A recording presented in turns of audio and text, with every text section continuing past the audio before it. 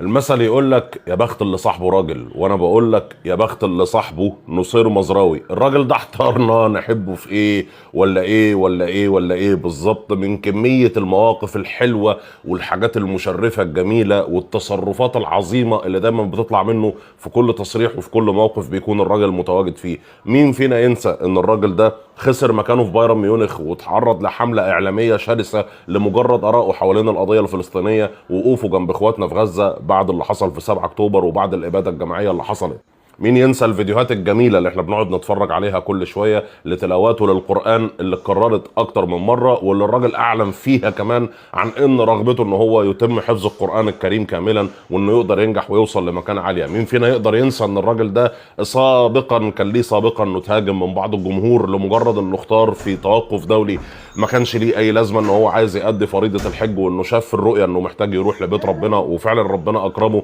وقدر إن هو يأدي فريضة الحج. لكن امبارح الجمال عدى الكلام. امبارح شفنا جسيم ياسين بعد ما قدر يسجل اول هدف ليه في كاس العالم، الولد الصغير الناشئ اللي لسه بياخد خطواته الاولى واللي خد هدف بعد اسيست جميل من اللاعب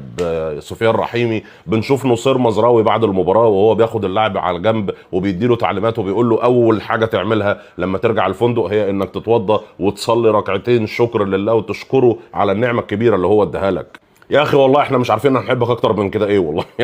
يعني نصير مزراوي من الشخصيات الجميله ومن لعيبه الكوره اللي تحب تبص عليهم وتقول انسان محترم وانسان تحب ان انت تتابعه وتحب ان انت تتفرج عليه. حتى في تصريحاته اللي بعض الناس ممكن تتريق عليها، الراجل قال لك قد اقرر الاعتزال بعد كاس العالم، اريد ان احفظ القران وان اصبح اماما للمسجد يوما ما. هو كل واحد حر في اهدافه وحر في طموحاته وحر في الطريقه اللي هو عايز يعيش بيها حياته، لكن ان انسان هدفه في الحياه ان هو نفسه يحفظ القران الكريم فده لا